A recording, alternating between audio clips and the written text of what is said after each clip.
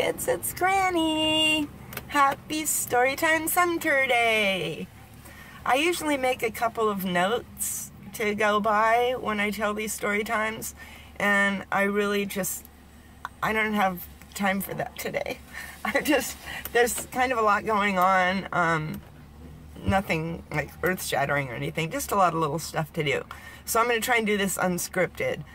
And the stories that I want to share with you are fun today. They're just fun stories. Summertime is on its way. I can just feel it. And so I'm thinking about summertime activities and things I've done in summertime. I'm remembering in particular amusement parks and amusement park rides and the Santa Cruz Beach Boardwalk, which for years has been, well, for decades has been a favorite place of mine to go for a fun day. Santa Cruz Beach Boardwalk is an old boardwalk in Santa Cruz, California that has a penny arcade, an amusement park, a beach, a bandstand. It's just a really happening place in the summer. And I think it's like 100 years old or something. It's really old. So the rides, even when I remember them in high school, some of them were like really old rides. They have one of the oldest wooden roller coasters in America. It might be the oldest wooden roller coaster in America. And it's called, I want to say the Wild Mouse. Ugh. Some of you Santa Cruz experts, you can correct me on this, on Big Dipper. I think that's it, the Big Dipper. And then the Wild Mouse is their smaller roller coaster.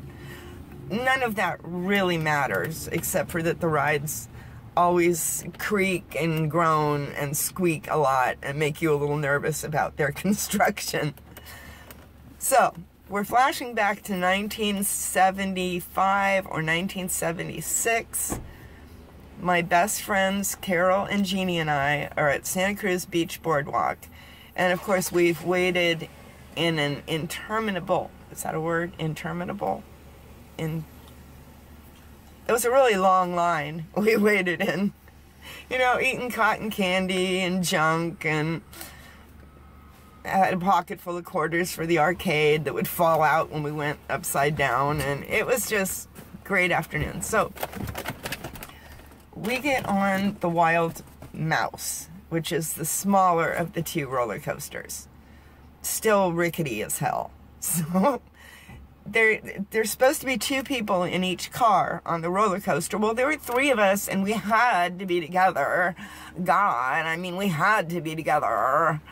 So we told the ride attendant, you know, oh, we're together, we want to be in the same car. And he says, well, you know, we're really not supposed to put three people in these cars, but go ahead. And, you know, we weren't big women. We were like 16-year-old girls, and I guess he figured it was okay. So the three of us squeeze into this little two-person roller coaster car, and the ride begins. And it goes around the first curve. And I don't remember who was on the outside or the inside of the ride, but, you know, somebody like got kind of squished when we went around the curves. And it started going faster, you know, because roller coasters like pick up speed as you go along. So we go down that first big hill, and we are going really fast, and then it goes into like this sharp turn, and we were thrown so hard to the side against each other that it scared the bejesus out of us. And we were convinced that this ride was going to come off the tracks and we were going to die. And there was just a few words exchanged between us like, oh my God, we're not okay. We're going to die. We're going to die. And, you know, panic spreads quickly among teenage girls. And the three of us, all three of us thought, you know, our last moments had arrived. And we're screaming at the ride attendant, stop the ride! We're gonna die! Stop the ride! Right? No, he can't hear anything. There's rock and roll music blaring from some loudspeaker somewhere to make the ride fun. He can't hear a thing. And so we come around, you know, you pass him at one point on the ride, because it goes around twice. So we pass him, and I mean, it must have been hilarious. You know, these 3 teenage girls screaming, "We're gonna die!" at this guy. And, you know, I remember he watched us go by. He just watched us go by. And we went into the turns again, and we're almost getting, you know, thrown out of the freaking roller coaster car. It feels like it's coming up on 2 wheels, and we're absolutely just panicky. So then we just started, like, clutching onto each other and saying, "If we die, I love you. I love my parents. Is this it?" Oh, the ride did not come off the tracks. We survived the ride just fine. But I don't think the 3 of us had ever been that frightened in our life. Nonetheless, the day at Santa Cruz was going to go on. And so the next ride that I remember that we went on was the tilt-a-whirl. The tilt-a-whirl is that little kind of spherical shaped car that, I mean, it's open in the front, but it's basically a sphere shape. And it spins around on a little track, and those tracks spin around on a bigger track, so you're going around in circles like this, around and around. Okay, you probably know the ride. It's at every fair and amusement park everywhere. Might go by different names. It was the tilt-a-whirl at that time. And the tilt-a-whirl, again, the 3 of us in the car, the guy that was controlling the ride turned it up a little bit faster if there was like a group of teenagers, no little kids or old people. You know, he'd crank it up just a little bit. That was part of the fun. But we started laughing because, I mean, you're spinning around, you're having a good time. We start laughing like teenage girls do. And the centrifugal force that our bodies were undergoing as we spun around like this locked our mouths open like, as we're laughing. And we can't shut our mouths. So then we start laughing about that. I remember that just being hilarious, that we literally couldn't shut our jaws. It's the dang centrifugal force. I love amusement park rides. Spin me upside down, send me down through a chute, turn out the lights, turn on the lights. I love it. I still love amusement park rides. I love roller coasters. The scarier, the freakier, the frickin' better. I love them. But, you know, sometimes they can scare the absolute crap out of you. My first husband, Ray, and I one time were in something called the Zipper. The Zipper is a tiny cage that you sit in.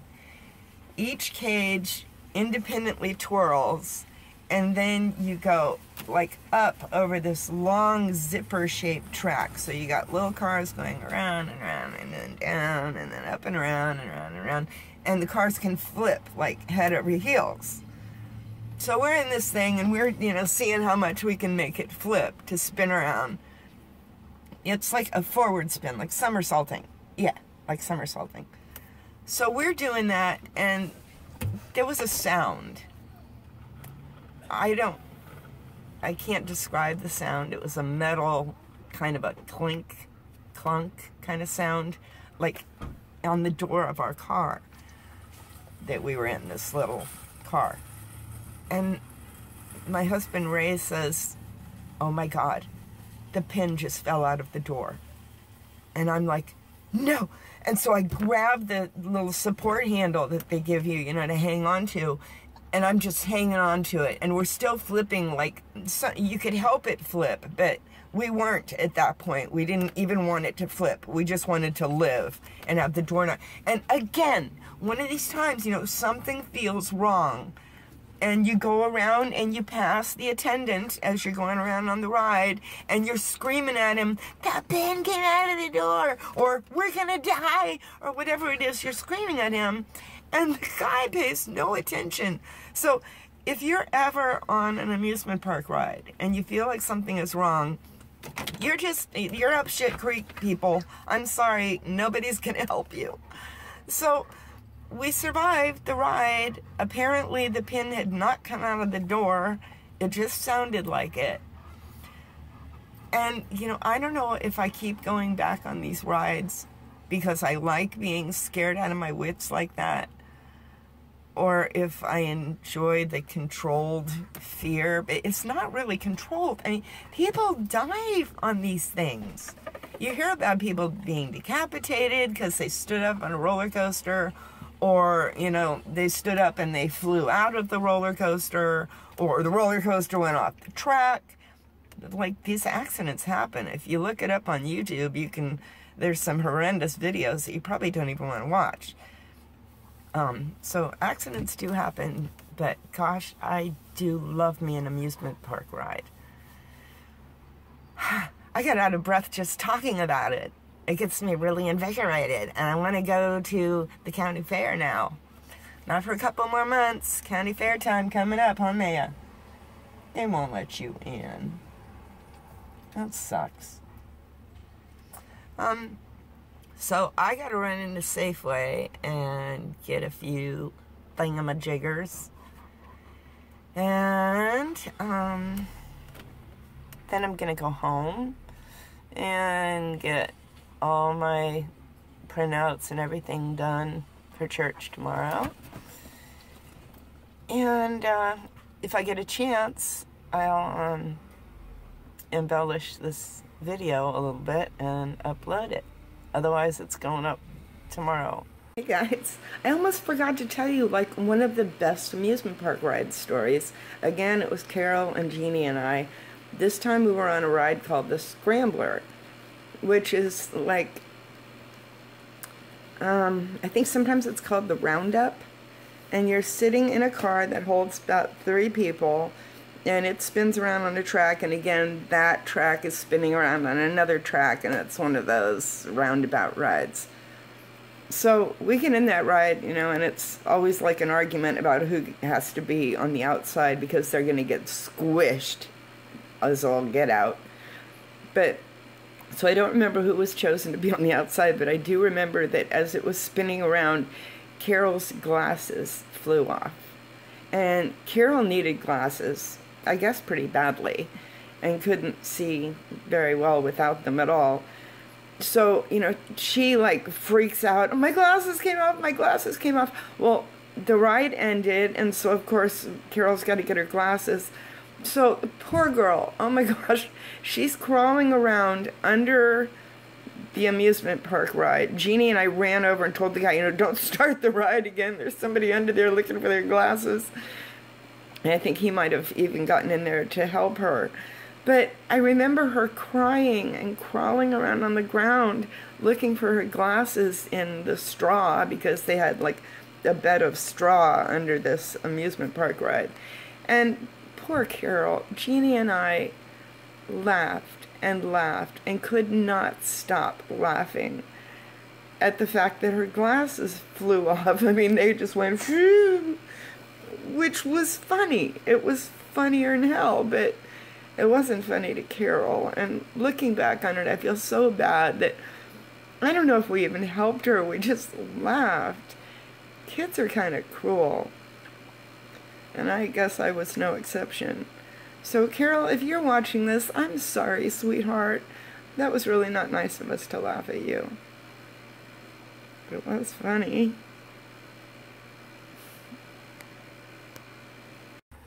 I'm a busy woman, you guys.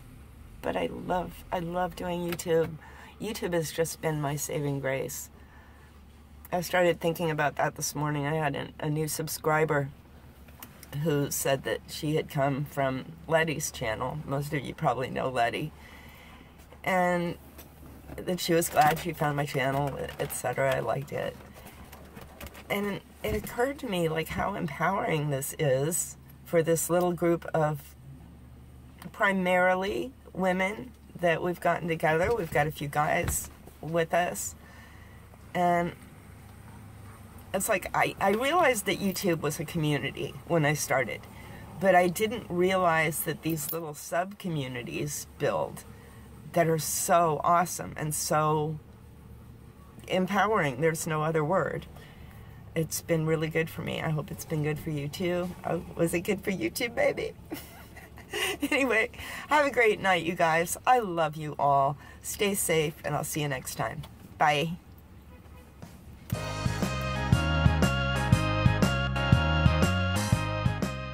love you. If we die, I love you. Poor babies.